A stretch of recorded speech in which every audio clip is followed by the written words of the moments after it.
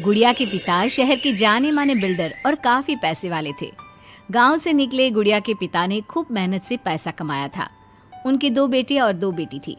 बड़ी की शादी उन्होंने खूब बड़े परिवार में की थी।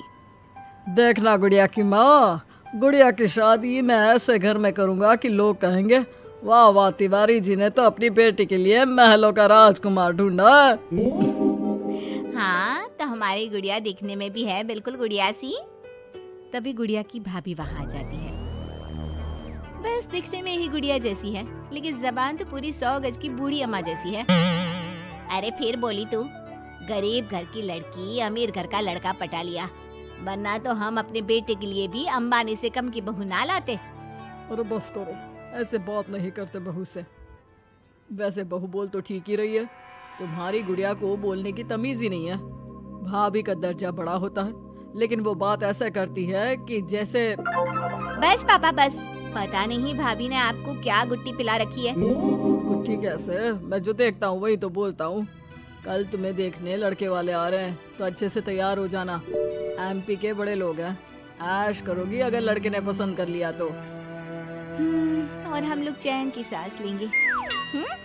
ये घर मेरा भी है, अंदर जाकर काम करो। मुझे अपने मम्मी पापा से जरूरी बात करनी है जो मैं आपके सामने नहीं करना चाहती। भाभी पैर पटकती अंदर चली जाती है, लेकिन उसके कान गुड़िया के पास ही होते हैं। देखिए पापा, शादी तो हम नवीन से ही करेंगे, क्या है ना कि वो पसंद है हमें। अब ये नया किरदार कहाँ से आ गया?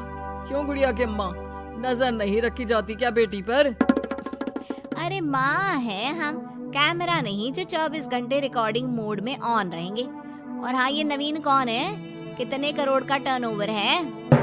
देखो अम्मा, साफ साफ बता रहे हैं, वो क्या है ना, हमको पता नहीं है कि क्या है कैसा है। कल बुला देते हैं, खुद ही बात कर लेना। अगले दिन नवीन पीली पैंट और लाल शर्ट में चिपके बाल बनाकर गुड़िया के घर आता है। वाह भाई वाह, अरे ये सोफे का कितना बड़ा गुदगुदा है, धस ही गए हम तो पूरा अंदर। तभी वह नौकर पानी लेकर आता है।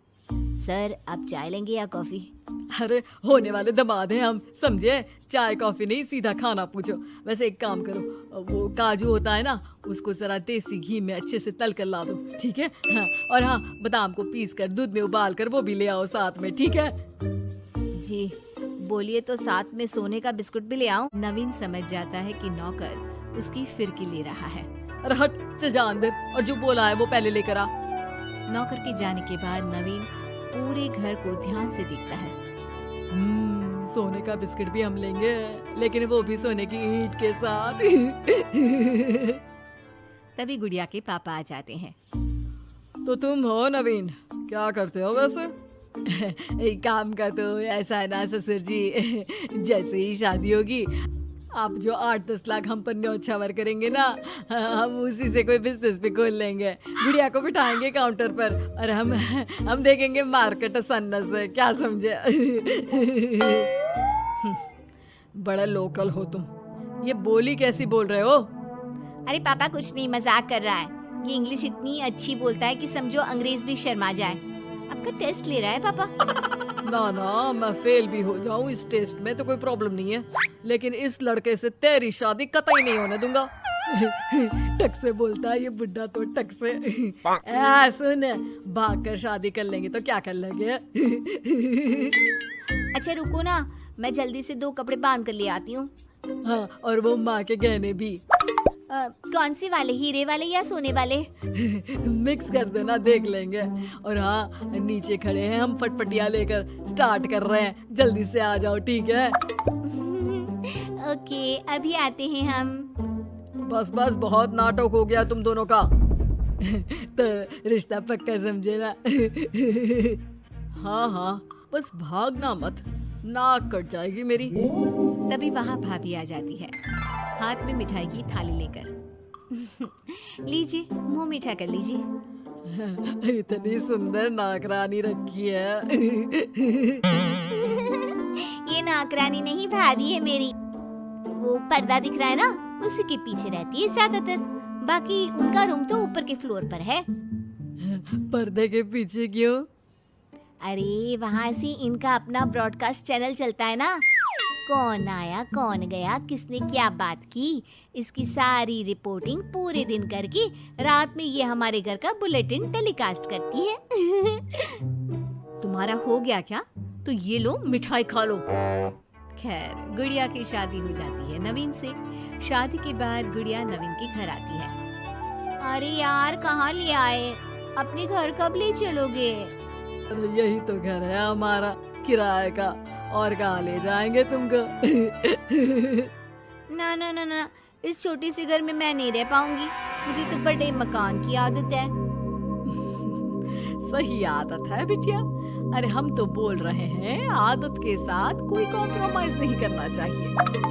जाओ, कल जाओ अपने पिताजी के पास और उन्हें अपनी समस्या बताओ। अरे तिवारी बिल्डर का तो नाम चलता है, दुनिया को घर दिलाते हैं, अपनी बेटी को कैसे छोड़ देंगे इस छोटे से घर में? होता भी वही है। गुड़िया के पापा उसे एक मकान ले देते हैं। देखिए पापा जी, आपने गुड़िया दीदी को शादी में लाखों दे दिए, मैंने कुछ नहीं कहा। आपकी बेटी है, लेकिन ये तो रुकने का नाम ही नहीं ले रही है। अब घर भी ले लिया। अरे कितना देना है, कब तक देना है? तेरे पेट में क्यों दर्द हो रहा है? मेरी बेटी है, जितना चाहेगी जितना मांगेगी उतना दूंगी। उधर गुड़िया के ससुराल में, मैं आज नाश्ते में कुछ हेल्दी लूंगी, मेरे लिए कोई कुक है क्या? जो है मैं ही हूँ, बताओ क्या खाना है? सारा दिन तो मैं घर पर ही रहता हूँ। क्यों, काम पर नहीं जाओगी क्या? अरे काम किसके पास है? मेरे पास तो कोई काम ही नहीं है।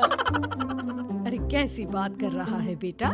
तिवारी जी की बेटी से शादी की है, कोई मजाक थोड़ी ना है।